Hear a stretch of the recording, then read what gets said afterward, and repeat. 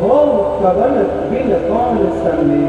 विनय पत्रिका में गोस्वामी जी लिखते हैं, संदेह वहाँ दूर हो जाता है जब परमात्मा का आलोकन कर लेते हैं। हम परमात्मा को एक बार देख लेते हैं, उस परमात्मा को एक बार देखने का एहसास कर लेते हैं, उसकी अनुभूति कर लेते हैं।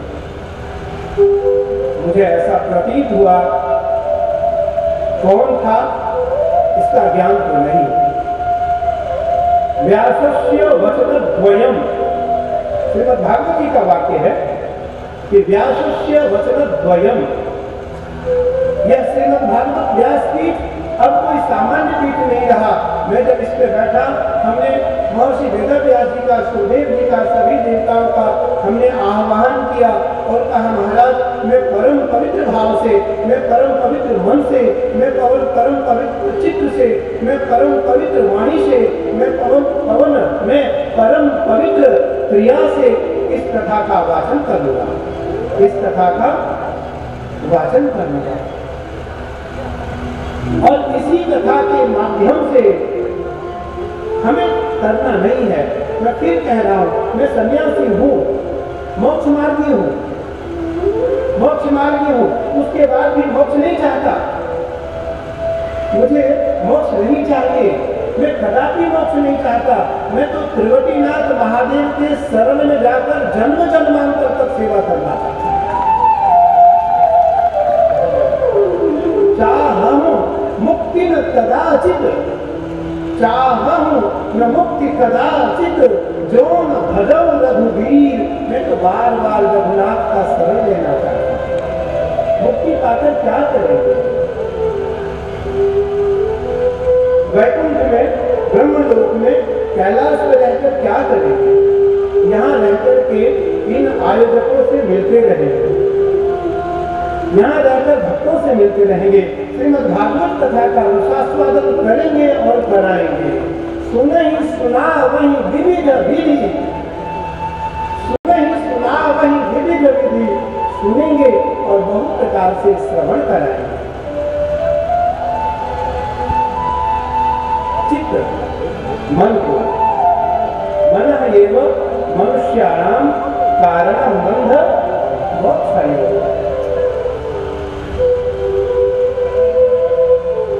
व्यक्ति का मन ही है जो व्यक्ति को बंधन से बांधता है, और व्यक्ति का मन ही है जो व्यक्ति को बंधन से मुक्त करा देता है। मन ही मिलावत नाम सो, मन ही प्रगट खजी। मन परमात्मा से मिलाता है और मन परमात्मा से दूर करता है।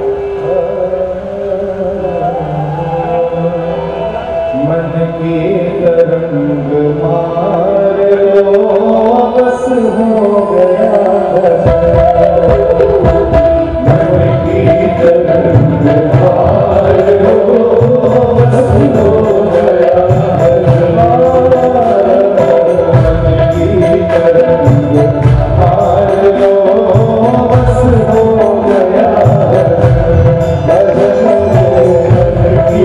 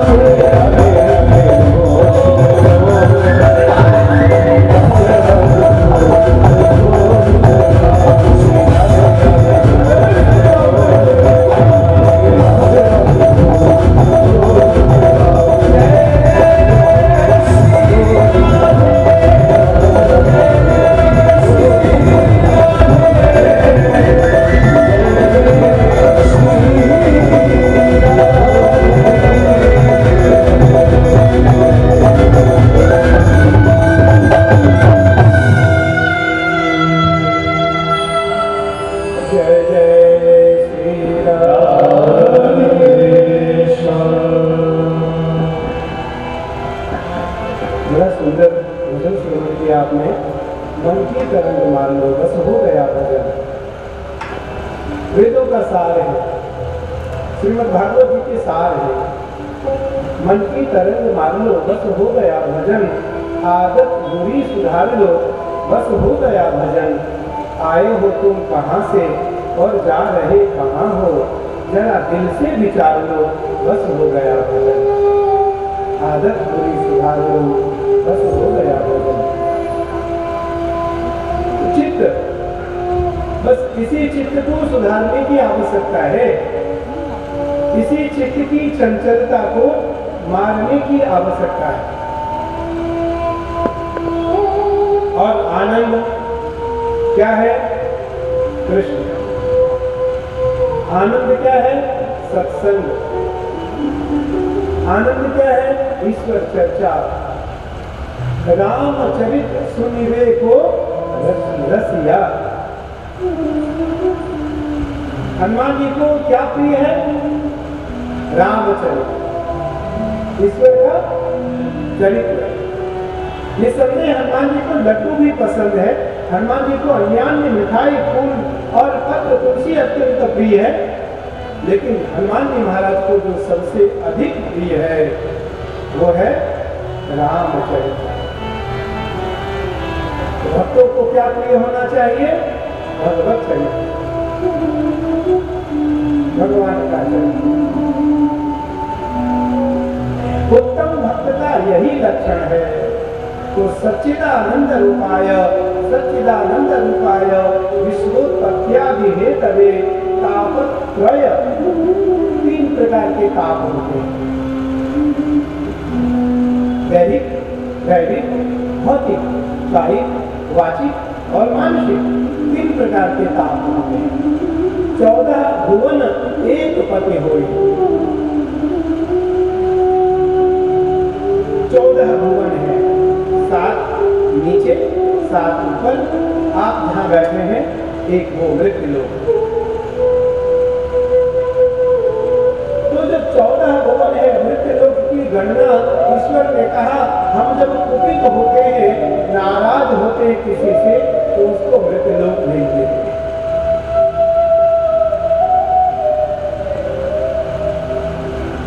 तापत्रय, 3 प्रकार के तापों से मिटाने की सामर्थ्य श्रीमद् भागवत जी को है। और श्रीमद् भागवत की उत्पत्ति केवल पितरों की सदगति के लिए नहीं हुई है। श्रीमद् भागवत की उत्पत्ति केवल पितरों के उद्धार के लिए नहीं हुई है, केवल प्रेतों का उद्धार करने के लिए नहीं हुआ है। श्रीमद् भागवत जी का एक श्लोक, श्रीमद्भागवतम्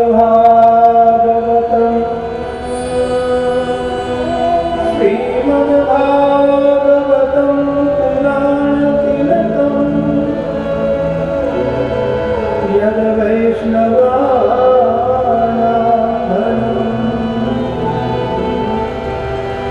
अस्मिन् पारमहंस्यमेव ममनम्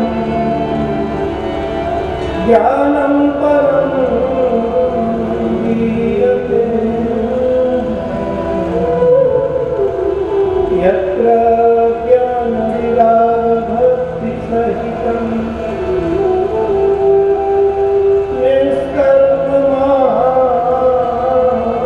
निष्कर्ममाविष्कृतं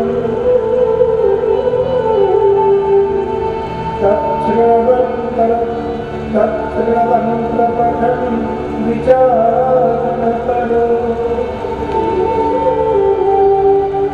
भक्त्या विमोच्येन।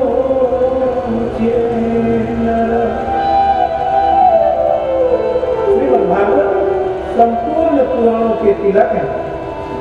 हम जो ये तिलक लगाते हैं, इसके बीच में जो छोटी बिंदी है भगवती की, तिलक का सार यही है।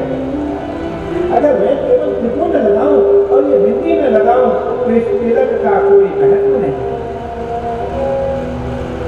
उसी प्रकार श्रीमद् भागवत संपूर्ण पुराणों के तिलक है।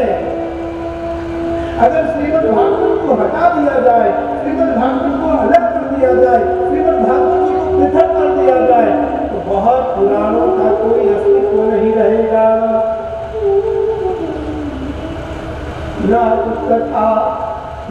सागर के भूमि जल जीवन हो।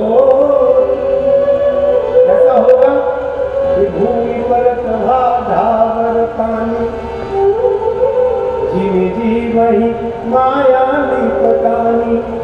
जिस प्रकार छोटी छोटी नदियां बरसात में उमड़ पड़ती है, छोटी छोटी नदियां स्वयं को कहती है गंगा जी से कि मेरे में प्रवाह देखो, तुम्हारे प्रवाह तो कम है, मेरे प्रवाह को देखो।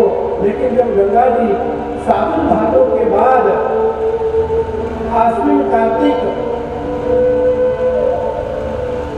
छोटी छोटी नदियों से गंगा पूछती है बहन तुम कैसी हो, तो सुखी रहती है।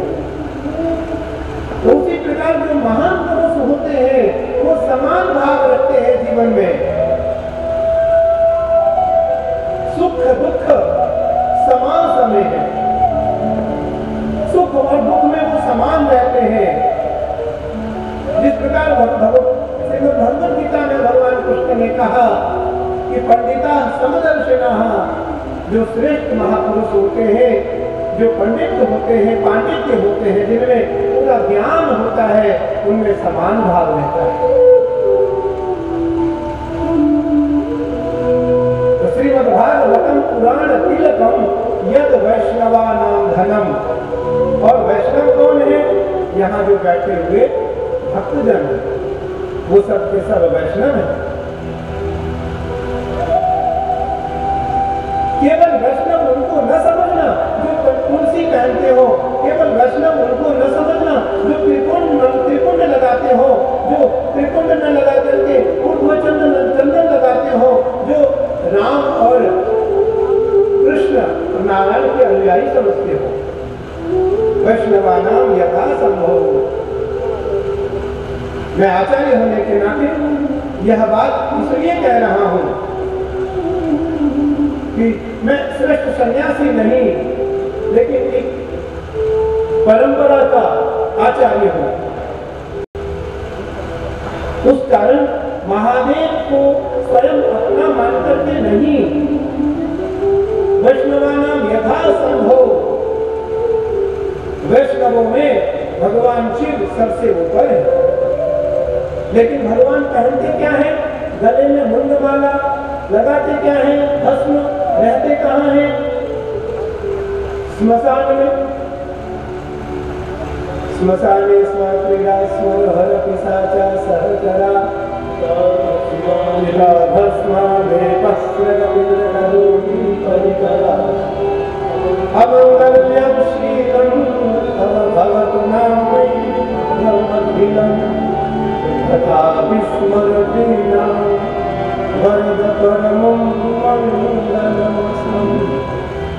महादेव कहाँ रहते हैं? स्मशान में। लगाते चिता भस्म है, पहनते मुंडमाला है, औघड़ है। लेकिन महादेव की जटा में क्या है? गंगा। गंगा भक्तिमती है। गंगा सबसे पहले ज्ञान देती है। गंगा क्या देती है? ज्ञान।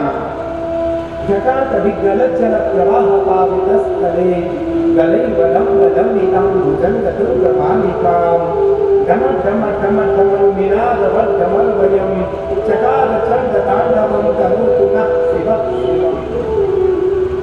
महादेव के जटा में गंगा विराजती है। गंगा ज्ञानमयी है। गंगा सबसे पहले गंगा 3 चीजों को प्रदान करती है। देखो, निसंदेह आपने पूरी भागवत कई बार श्रवण किया होगा। मैं दृष्टता नहीं कर सकता।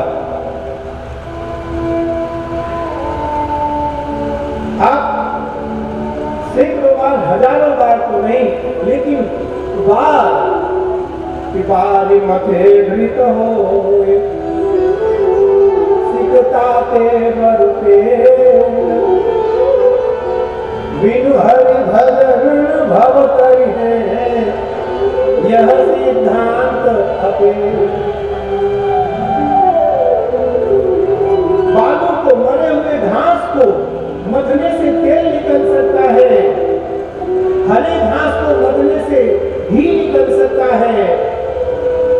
लेकिन बिना महादेव की कृपा के, बिना कृष्ण की कृपा के आप भवसागर पार नहीं कर सकते।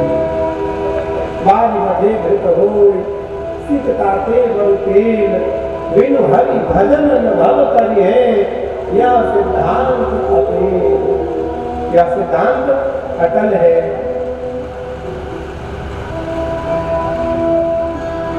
तो यद वैष्णवा नाम धनम, वैष्णवों का परम धन है श्रीमद् भागवत जी।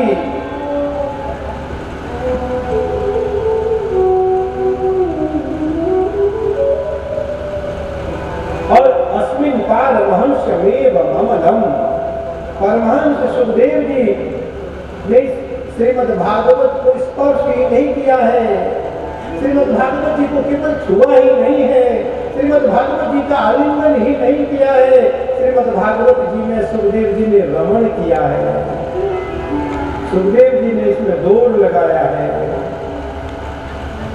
सुखदेव जी इसमें खेले हैं। खेलने का अर्थ है कि सुखदेव जी ने श्रीमद् भागवत का अंगीकार किया है, श्रीमद् भागवत को स्वीकार किया है।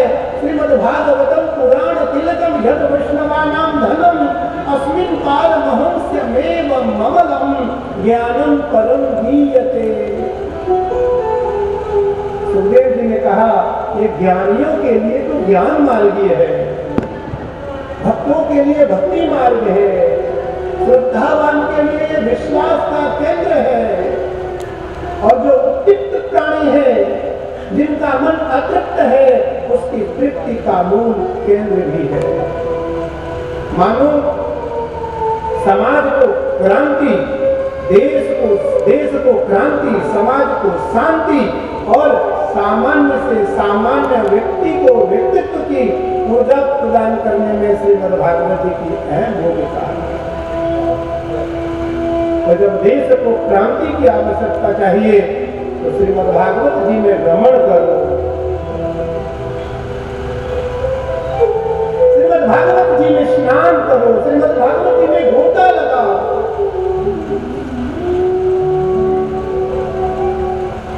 श्रीमद् भागवतम पुराण तिलकम यद वैष्णवानाम धनम, अस्मिन् पारमहंस्यमेव ममलम, ज्ञानम परम गीयते। और यत्र ज्ञान विराग भक्ति, तीनों है। ज्ञान, मैंने सबसे पहले क्या कहा? ज्ञान, फिर वैराग्य। श्रीमद् भागवत का वक्ता कैसे हो? वक्ता कार्यों से निष्क्रिय। मैं तो आयोजकों को बधाई दूंगा, जितने आयोजक हैं सबको, या वो उमेश गौतम जी मेयर साहब हो, पप्पू भरतुल जी हो, सुनील यादव जी हो, अनिल शर्मा जी हमारे प्रिय हो, इनकी पूरी टीम हो, धीरज पांडे हो।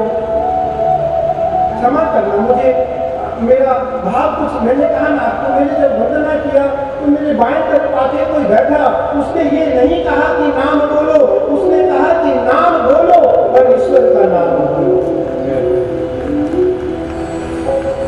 नाम विलोकत भाव बस, जिन्हीं परमारथ हो। हमें कथा सुनानी है, कथा आपको सुननी है, और ये श्रीमद् भागवत की जो ज्ञान गंगा है, इसको ऐसा प्रवाह में प्रवाहित करना है कि यहाँ बैठे जितने भक्तजन हैं, उनका कब सूर्योदय हो और कब सूर्यास्त हो उन्हें पता न चले, गंगा में गोता लगाते उनका समय बीत जाए। अब वो तभी संभव होगा जब कथा को यहाँ से और यहाँ से श्रवण कराएंगे। यहाँ का अर्थ ज्ञान, यहाँ का अर्थ श्रद्धा, श्रद्धा और विश्वास। श्रीमद् भागवत जी सबसे पहले ज्ञान है, फिर वैराग्य है, और उसके बाद भक्ति है। तो श्रोताओं के भी 3 लक्षण है। ये साहब, श्रोता के 3 लक्षण हैं। सबसे पहले आप सबसे आगे बैठ जाओ, पूरे 3 घंटे कथा सुनो, बीच में कदापि न उठो, न बोलो, न फोन चलाओ। आपने किसी वक्ता को आज तक देखा है कि वो फोन लेकर के व्यासपीठ पर बैठा हो? अगर वो वक्ता व्यासपीठ पर फोन लेकर के बैठता है, कदापि नहीं बोल सकता है, वो फोन ही बोलेगा, वक्ता को मौन रहना पड़ेगा। तो सबसे पहले आओ, सबसे आगे बैठो, 3 घंटे कथा का श्रवण करो, उसमें से जो अमृत निकले उसका रसास्वादन करो, उसको मथो। समुद्र मथा गया तो 14 रत्न निकले। माँ यशोदा दही मंथन करती थी तो उससे मक्खन निकलता है। सबको पता है कि दूध में घी और मक्खन लिप्त है, लेकिन बिना मथे प्राप्त होने वाला नहीं है। इसलिए सबसे आगे उत्तम श्रोता, सबसे पहले आना, सबसे आगे बैठना और सबसे बाद में उठना। मध्यम श्रोता बीच में आए, आगे बैठने का प्रयास करें और जब मर्जी आए उठ के चले जाए। मध्यम श्रोता।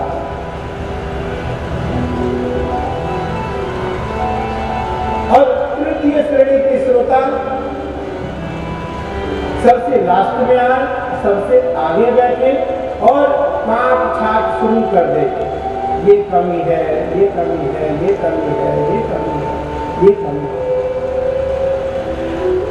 सबसे उत्तम श्रोता को श्रोता कहते हैं, बीच वाले को श्रोता कहते हैं। जब मर्जी उसकी नींद भी आ जाती है उसको, वो सो भी लेता है। 3 घंटे की नींद वो यहाँ ऐसी पूरी कर लेता है, समाधि जैसी नींद को।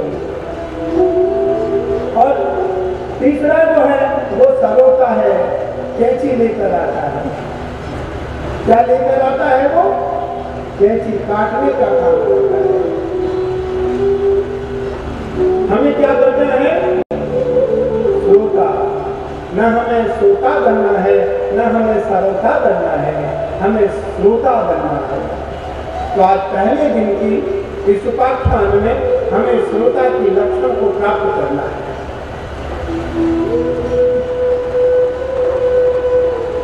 श्रीमद् भागवत का जब निरूपण जाता है आचार्य जी, तो श्रीमद् भागवत के महात्म्य में श्लोक आता है, सताम समाजो भविताम सप्तरात्रं दुर्लभः अपूर्व रसरूपैव तथा चात्र भविष्यति। जब पत्र लिखते हैं, निमंत्रण पत्र छपता है, तो उस पत्र में लिखा जाता है कि हमारे नाथ नगरी बरेली की त्रिवटीनाथ पावन प्रांगण में स्वामी कैलासानंद गिरि जी महाराज के द्वारा श्रीमद् भागवत कथा का वाचन हो रहा है, जो 7 दिन तक अनवरत चलने वाला है। आप सभी परिवार आए, कथा को श्रवण करें, कथा को सुने और अपने जीवन को धन्य करें। और ये संतों का समागम है, ये समागम समाधि का है, ये समागम उपाख्यान का है, यह समागम वीतरागियों का है, यह समागम वैरागियों का है, यह समागम चित्त वृत्त शांत रखने वाले श्रोताओं के लिए है। तो सताम समाजो भविताम सप्तरात्रो सुदुर्लभ, ये दुर्लभ है। सताम समाजो भविताम सप्तरात्रो सुदुर्लभ अपूर्व, इसका वर्णन शब्दों से कर पाना संभव नहीं है। और ये रस रूपैव, ये रस से युक्त है, रस से युक्त है, ये रस से मुक्त नहीं है। रस युक्त है, रस रूपैव कथा चात्र भविष्य की। कथा कहाँ हो रही है? तो कथा यहाँ हो रही है, इस प्रांगण में। और वक्ता कार्यों के निष्क्रिय, वक्ता को ऐसा न लगे कि मुझे बहुत बड़ी व्यवस्था चाहिए, मैं तो बरेली का हूं, मुझे क्या व्यवस्था चाहिए। मेयर साहब, अनिल जी, पूरी उनकी टीम 20-22 वर्षों से हमारे साथ है, जब मैं बहुत छोटा था। तो इसलिए मैं तो एक भाव कह रहा हूं कि भावों में छठ देवता भगवान केवल भाव के भूखे होते हैं। उनको वस्तु प्रिय तो है, लेकिन वो सबसे पहले भाव के भूखे हैं। तो वक्ता कार्य को निष्क्रिय, वक्ता संतोषी होना चाहिए। और अगर वक्ता वैरागी हो, वक्ता सन्यासी हो, वक्ता वैरागी हो, वक्ता सन्यासी हो, वक्ता वैष्णव हो, वक्ता परम विद्वान हो, तब तो क्या कहना, स्वयं भगवान ने आपके ऊपर कृपा कर दिया।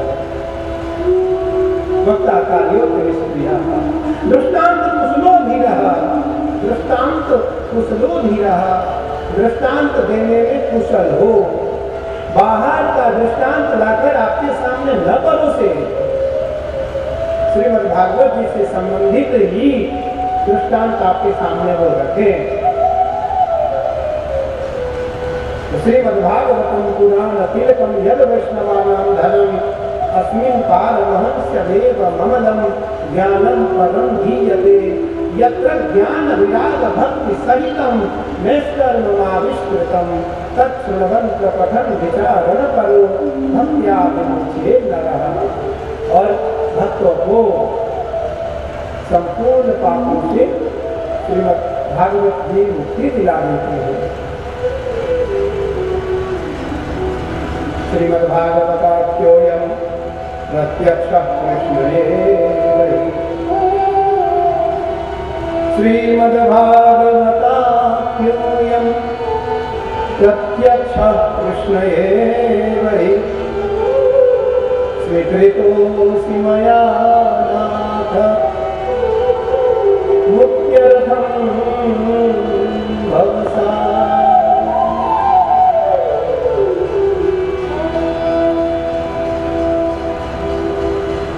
श्रीमद् भागवताख्योऽयं, भगवान कहते हैं श्रीमद् भागवत जी को समझ करके तो देखो, श्रीमद् भागवत जी को अपना करके तो देखो। प्रत्यक्ष कृष्ण एव ही,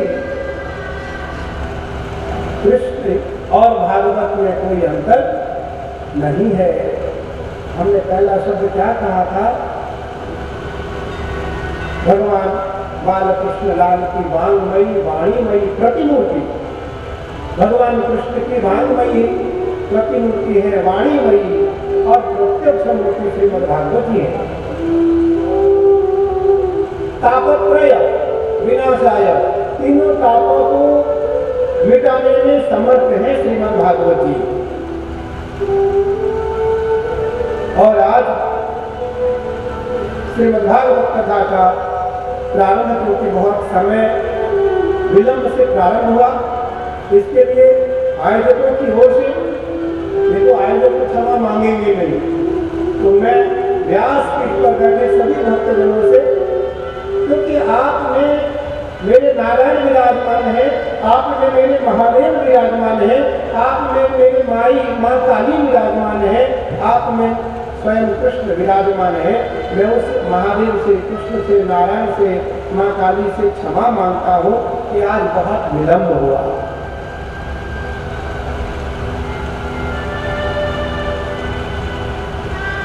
स्मरण मात्रेण, स्मरण मात्र से न तो संशयात, कोई संशय नहीं रहता है। सर्व संशयात विनश्यति, सारे संशयों का विनाश हो जाता है भगवान का नाम स्मरण मात्र, स्मरण करने मात्र से।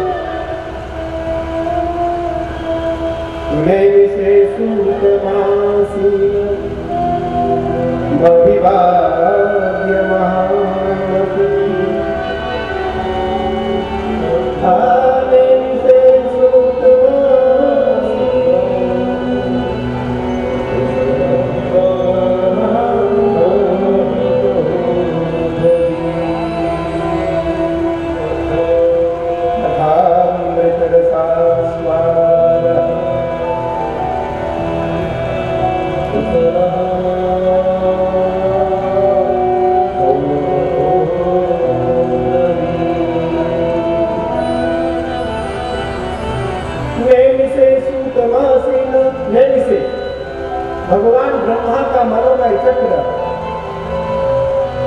ब्रह्मलोक से निकला और ब्रह्मा, भगवान नारायण और महादेव आपस में तीनों ने तय किया, निर्णय लिया, इस मनोमय चक्र को जहां विश्राम मिलेगा वही कथा स्थल होगा, वही पुनीत पावन स्थल होगा।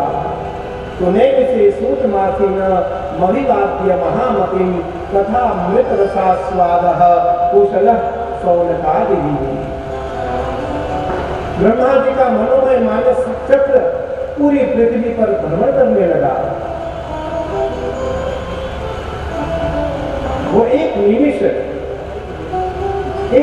का अर्थ होता है आंखों की पलकें गिरने का तीसरा अंश।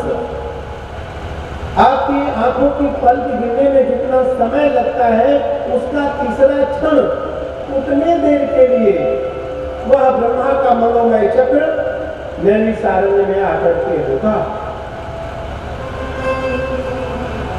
अरण्य कहते हैं वन को और नैमिष कहते हैं निमिष मात्र।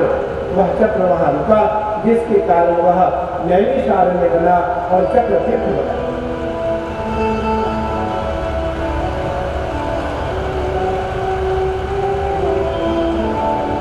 आइए सबसे पहले हम सब अपने मन, वाणी और शरीर को पावन करें। आपको ध्यान रखना है, 3 प्रकार के ब्रह्म होते हैं, नाद ब्रह्म, शब्द ब्रह्म और पर ब्रह्म। नाद ब्रह्म है वाणी, नाद ब्रह्म है ताली, शब्द ब्रह्म है वाणी और पर ब्रह्म है श्रीमद् भागवत जी। आपकी ताली एक साथ बजे। बहुत सारे लोग इस बात को भी कहते हैं कि श्रीमद् भागवत जी में संगीत की क्या आवश्यकता है, लेकिन नारद जी परम संगीतज्ञ। नारद जी नारदो देव दर्शन, नारदो देव दर्शन। जिस व्यक्ति को नारद जी का दर्शन हुआ उसको भगवान का दर्शन होगा। नारम ज्ञानम ददाति इति नारदः। हमारे जैसे सामान्य प्राणियों को जो दिव्य ज्ञान दे दे, सुंदर ज्ञान दे दे, सत्मार्ग का ज्ञान दे दे, उसे नारद कहते हैं। तब मैंने सुना हमारे पुनीत जी हमारे शिष्य हैं, इस कथा आयोजक समिति में मेयर साहब के साथ, अनिल जी के साथ, ध्यान जी के साथ, सुनील के साथ, पूरी टीम के साथ। पुनीत जी हमारे बहुत प्रिय शिष्य हैं, पुनीत अग्रवाल जी। इन्होंने कल किसी के लिए कहा कि गुरु जी ये नारद है, मुझे नहीं पता कौन है वो नारद। अरे नारद का काम है नारद नारद नारद। नारद का काम लड़ाई करवाना नहीं है, नारद का काम चुगली करना नहीं है, नारद का काम इनसे उनसे लड़वाने का नहीं है। नारद का काम है देवताओं का दर्शन करना।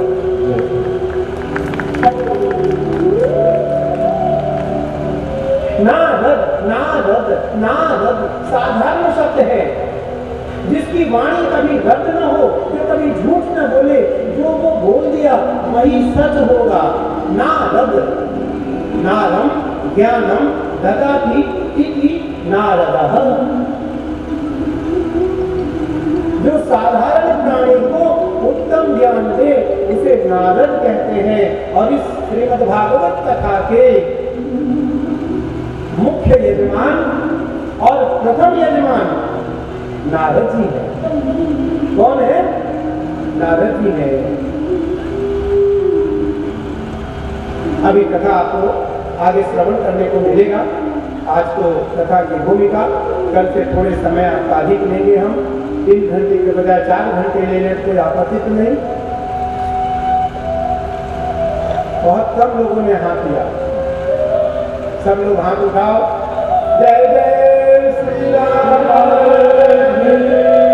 जय जय श्री राम।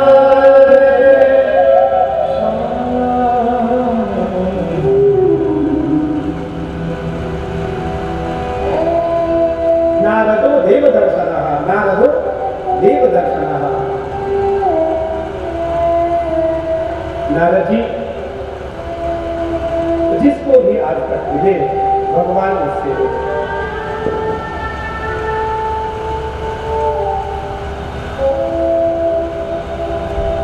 हमारे बहुत प्रिय शिष्य अपनेश्वर सांडिल्य जी, व्यास जी लगे रहते हैं। मुझे अच्छा लगता है कि सब के सब इस कथा के लिए इतने उत्सुक थे कि पूज्य गुरु जी का, पूज्य स्वामी जी का कथा इस बरेली में हो। और ये पूरा श्रेय हमारे मेयर साहब को जाता है। प्रारंभ श्री गणेश इन्होंने किया। अच्छा है, भागवत की कथा अगर श्रवण करने का अवसर गंगा तट पे श्रीमद् भागवत जी का कथा श्रवण करने का अवसर किसी पुनीत पावन क्षेत्र में श्रीमद् भागवत जी का कथा श्रवण करने का अवसर कार्तिक मास में मिले तो इससे बड़ा सौभाग्य और कुछ नहीं हो सकता। इससे बड़ा सौभाग्य कुछ नहीं हो सकता। रामम रामम रमेशम भजे। हम महादेव के उपासक हैं और महादेव इस भागवत जी के उपासक हैं, भगवान कृष्ण के उपासक हैं। तो नैमिषे सूतमासीन मणिवाद्य महामतिम तथा अमृतरसास्वादः कुशलः सौनकोग्रवी। मैं कह रहा था नाद ब्रह्म ताली एक साथ सबकी बजनी चाहिए, उससे एक नाद तत्व की प्राप्ति होगी। शब्द ब्रह्म एक साथ आपका शब्द निकलना चाहिए और आंखें आपकी बंद रहे। जब आप ताली बजा रहे हो, कीर्तन कर रहे हो, तो उस समय आपको कृष्ण का दर्शन का आनंद इस पंडाल में आपको प्राप्त होगा।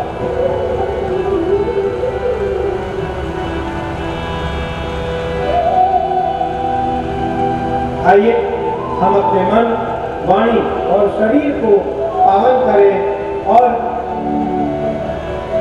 बहिर्मुख से अंतर्मुख में जाकर के हम उस परमात्मा का 2 पल के लिए नामस्मरण करें और पुनः श्रीमद् भागवत जी में हम प्रवेश करें।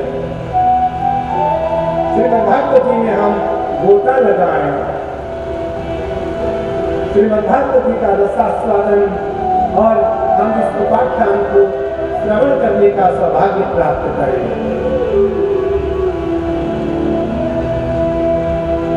जय राधे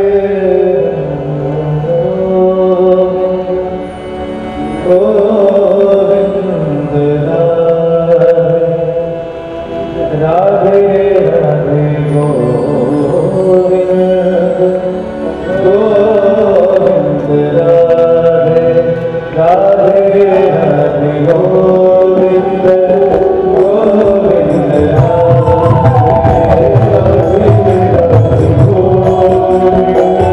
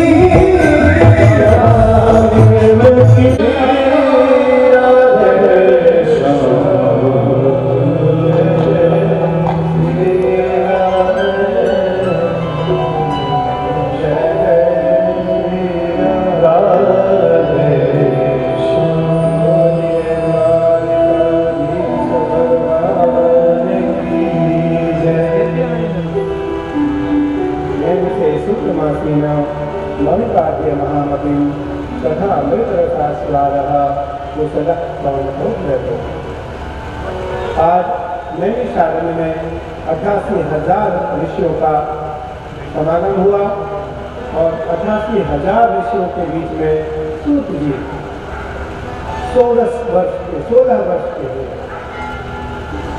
शास्त्र में फिर कहा कि अवस्था प्रधान नहीं है, व्यक्ति प्रधान नहीं है,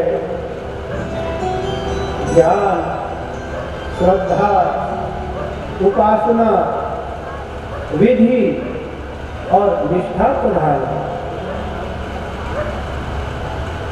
आज 88,000 ऋषियों को सूत जी अनेकानेक प्रश्नों का उत्तर देते हुए अनेकानेक उपाख्यानों का वर्णन करते हुए सभी ऋषियों को सत्मार्ग की ओर ले जा रहे हैं।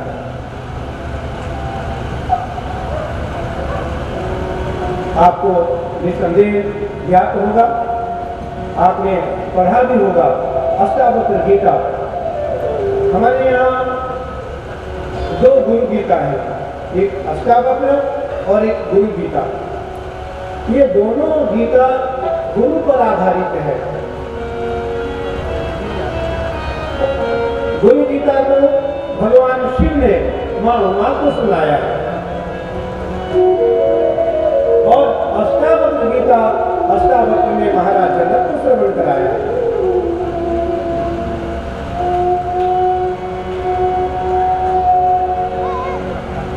दोनों में गुरु प्रधान है। आज हजारों वर्ष वाले अवस्था के ऋषियों को सूत जी 16 वर्षीय अवस्था में दिव्य ज्ञान प्रदान कर रहे हैं।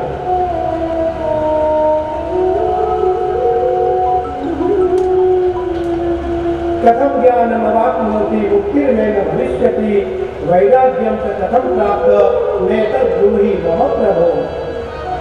अष्टावक्र गीता। राजा जनक का सवाल था, कथम ज्ञानमवाप्नोति, ज्ञान क्या है? ये सबके मन में चलता रहता है, ज्ञान का क्या अर्थ हुआ, असली ज्ञान क्या है? कथम ज्ञानमवाप्नोति मुक्तिर्न भविष्यति, क्या मुक्ति संभव है? वैराग्यं च कथम प्राप्त, वैराग्य क्या है?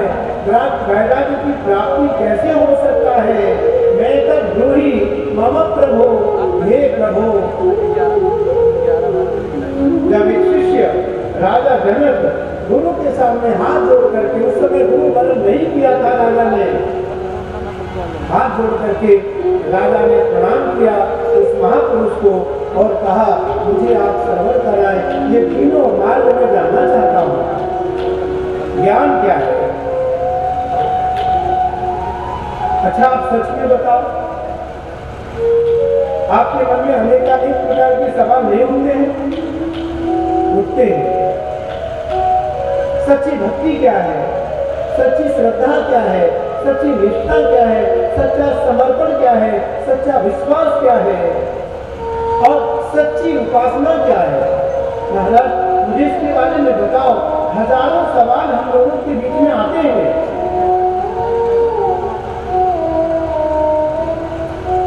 आज राजा जनक विदेह थे, आपको पता है, राजा जनक विदेह थे सवाल अष्टावक्र से करी कि कथम ज्ञानमवाप्नोति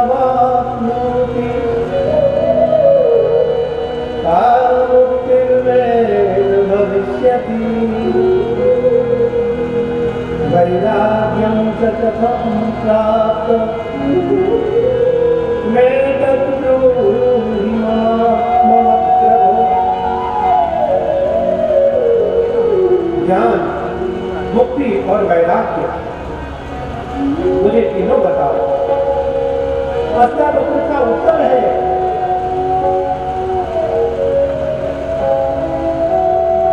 मेरा बस एक आग्रह है कि सामने कोई खड़े होकर के बात न करें आपस में, और उससे आपका भी और मेरा भी।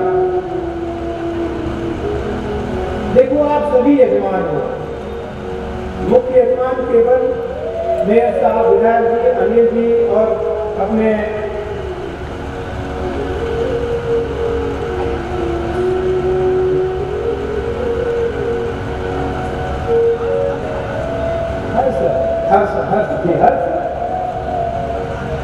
हर्ष आदि केवल मुख्य यजमान ये चार नहीं है, आप सभी मुख्य यजमान हो, आप सभी यजमान हो। मैं केवल एक बात को कहना चाहूंगा कि भक्ति प्रधान देश भारत है, भक्ति प्रधान देश भारत है, और यहाँ अनेकानेक विद्वान, संत, साधु, सन्यासी तथा वाचक अपने अपने रीति के अनुसार, अपने अपने वाणी के अनुसार, अपने अपने ज्ञान के अनुसार, अपने अपने भक्ति के अनुसार, अपने अपने विश्वास, श्रद्धा और समर्पण के अनुसार श्रीमद् भागवत, रामचरितमानस, शिव पुराण जैसे महापुराणों को आपके बीच में श्रवण कराते रहते हैं।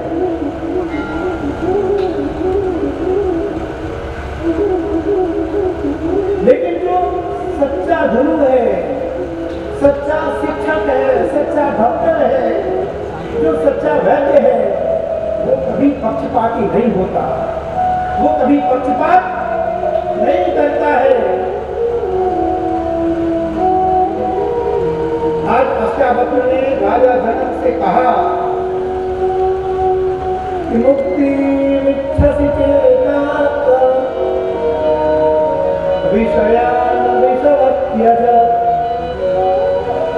मुक्ति इच्छसि चेतात् विषयान् विषवत्यज, क्षमार्जवदया दोषं सत्यं पीयूषवद्भज।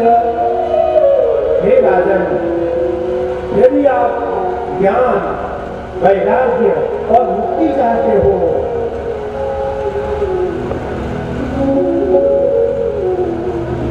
तो विषयान विषवत्यज, विषय को विष के समान समझो, विषय को विष के समान समझो, जो राजा के लिए संभव नहीं है। सत्यम पीयूषवद्भज, सत्य को स्वीकार करो, जो राजा के लिए संभव नहीं है, साधु के लिए तो संभव है, पर राजा एक नारद कथा प्रसंग आगे आने वाला है।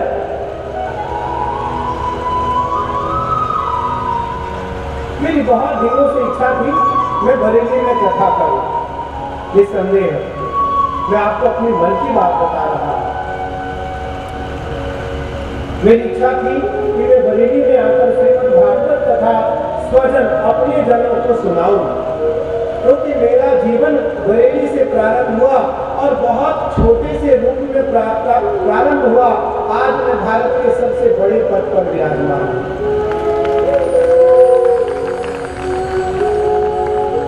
लेकिन जब मैं बरेली पहली बार आया तब मैं अखाड़े का श्री महंत भी नहीं था, एक साधारण सा साधु था, एक मधुकरी करता था, मधुकरी मांगता था, खाता था, लोगों के घरों में जाता था, पूजन अर्चन करता था, जो कुछ सात्विक अन्न मिलता था मैं उससे अपनी जीविका चलाता था। और आज ठाकुर जी की कृपा से लगभग 15,000 लोग नित्य आश्रम में भोजन करते हैं।